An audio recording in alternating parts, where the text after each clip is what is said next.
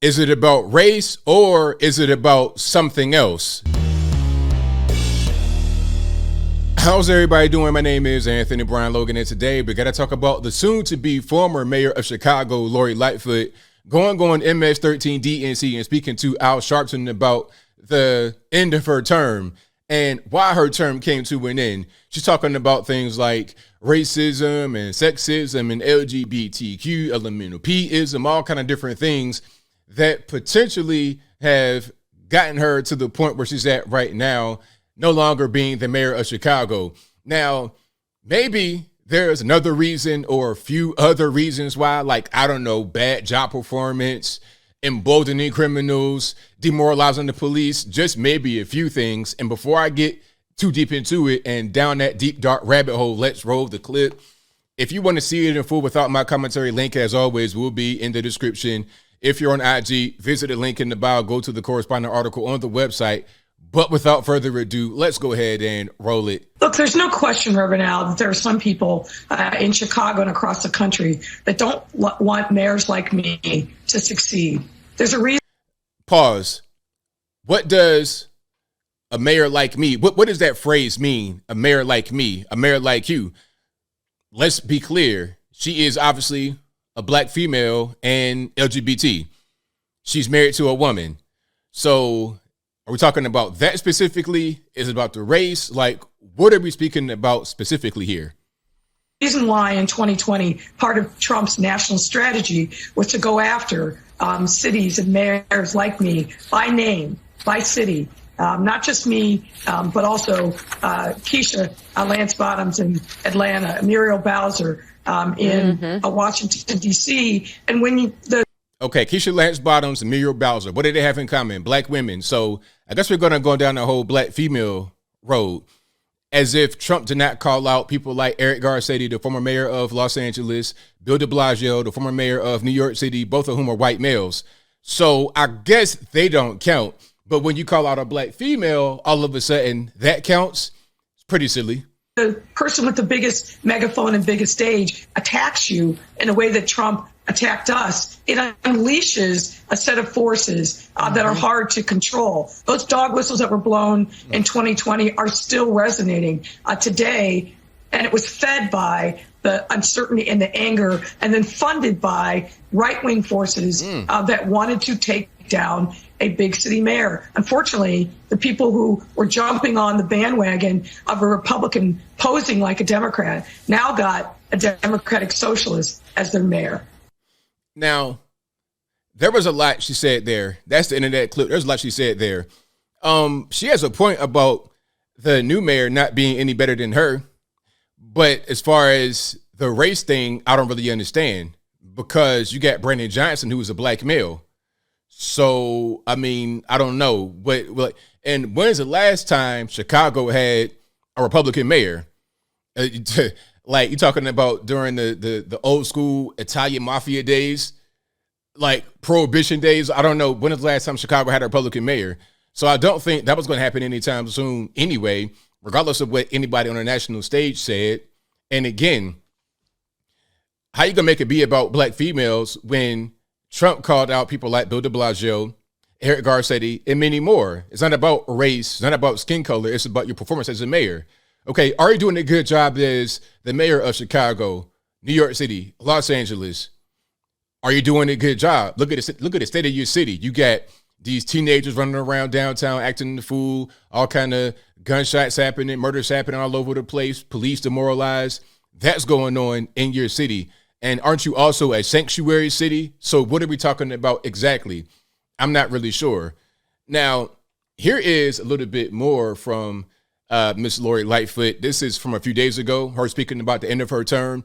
Let's see if she said anything in here that might be a little bit more enlightening. And of course, this video will be in the box for you guys to watch on your own. It has been 2 months since the voters sealed the fate of Lori Lightfoot as a one-term mayor, a tough loss for Lightfoot, who had confidently predicted during the campaign that she would win a second term. Tonight, she reflects on what went wrong, as well as what she hopes will be her legacy. How are you? Good. Good to see you too. Mayor Lori Lightfoot winding down her term in office, and in her only local TV interview, publicly opening up about the election for the first time. Why do you think you lost the election?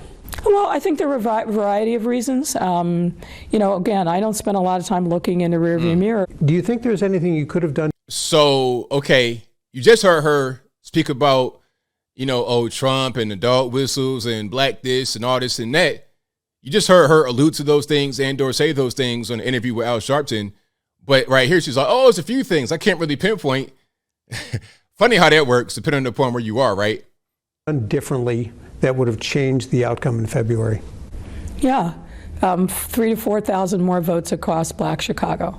That's the difference maker. Lightfoot pointing to the pandemic, the murder of George Floyd, and the escalating violence that ensued as factors in her election loss. There's a lot of anger, frustration, and fear that is present not only in Chicago but across our country, and the winds of dissension continue to blow at a furious pace.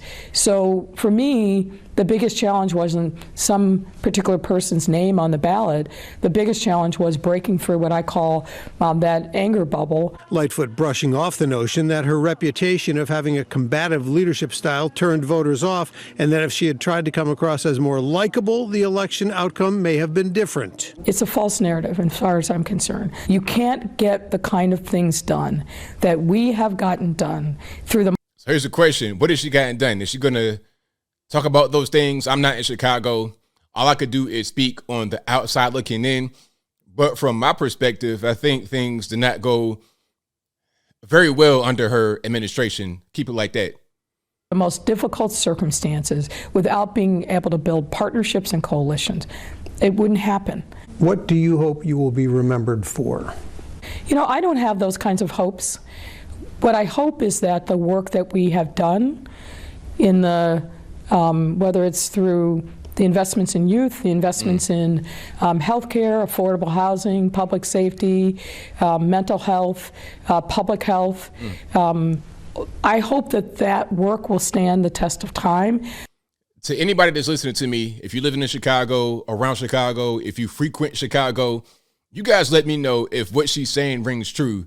Did she make strides in all those areas? Public health, mental health, public safety, housing, and youth? Because I saw a bunch of so-called youth out there in Chicago acting the complete fool, terrorizing tourists. So, I mean, is that evidence of the work that she has done? Am I speaking about a one-off incident that is not reflective of what Lori Lightfoot has done in Chicago? Y'all please give me some context in the comments. Through the lives of the people who have been most affected by it. As for her successor, Lightfoot said it will be critical for Brandon Johnson to rise above the fray and not be beholden to any special interests, but she declined to discuss what they talked about in private. I am a person who believes in preparation. I'm a person who believes in taking issues on head on. And so, not surprisingly, I came in with a long list and I ticked through each of those issues. But importantly, I've offered to him since that initial meeting and in subsequent conversation, I am here to help in any way that he would like. That offer doesn't expire on May 15th. Lightfoot says she will leave the mayor's office with no regrets. What will you not miss about being mayor? There's a long list. I hope that my hope is that the challenges that we've faced around our own personal safety will subside. I won't miss people threatening me and my wife and my child. That I definitely will not miss. Okie dokie. So that's pretty much the video right there. And again, these will be in the description box. Also, link in the bio on IG for you guys to watch on your own. There was a lot said there. The interview that you just saw was a little bit different than the first one from MSNBC. Speaking to Al Sharpton, you want to talk about all this blackity black woke stuff, but then once you go in front of the white man on local Chicago news, it's about, oh, well, you want to have our legacy. We did things for the youth, all this and that. It was different. It was much different. But as I close, I want to say this. I think the reason why she lost is because people did not like the job that she did as a mayor. It's quite simple. People on the outside can see what's going on and on the inside. Because ultimately, the election is about those who are inside Chicago. I can't vote for the mayor of Chicago. So you can blame Trump and these guys on a national level, but ultimately it's up to your citizens out there in the city to vote for you or not. So did you do a good job? If you're doing such a good job, the outside voices will not make a difference. But if you're not doing a good job and people can see it, then all of a sudden it makes a difference. But I think I'll leave that right there for now. And what say you? How do you feel about what Lori Lightfoot said here? You think the reason why she lost is because of some outside dog whistles talking about her being a black female and maybe even LGBT, all this and that and the third, although her successor is a black male who is probably more of a liberal than she is, and they probably are friends and know each other. Whatever your thoughts are, let me know in the comments below. You guys know where I'm at. That was pretty pathetic to pull the black female argument. It really was, because ultimately, if you do a good job, it doesn't really matter what color you are, especially in Chicago, right? So liberal and so welcoming, it shouldn't really matter. At least they said it doesn't really matter. So I think if you, like I said, you do a better job of keeping your citizenry safe, not demoralizing the police, then maybe you'd still be there. Just maybe. Rather than trying to blame the outside, you should look inward. But whatever your thoughts are, please let me know in the comments below. And that's all I got to say for this video. If you like what you heard, please comment, rate, share, and subscribe. Peace.